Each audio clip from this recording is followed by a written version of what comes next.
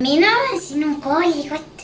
Ma hoian su raamatuid ja joonistusi, aga ka sind ennast. Kui keegi sind kiusab, sütti minust tuli, et keegi ei jääks märkamata. Kuidas sa arvad, et mu kotti saaks veel kasutada?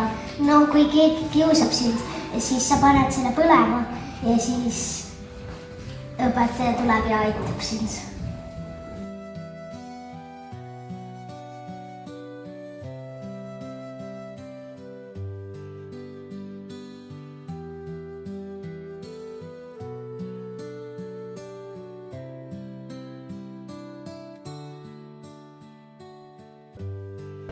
Harja, kuidas sa arvad, et mu kotti saaks veel kasutada? Et kui sa üle selle zebra üle lähed ja auto ei näe sind, et siis sa saad panna selle koti põlema, et auto nagu näeks sind paremini.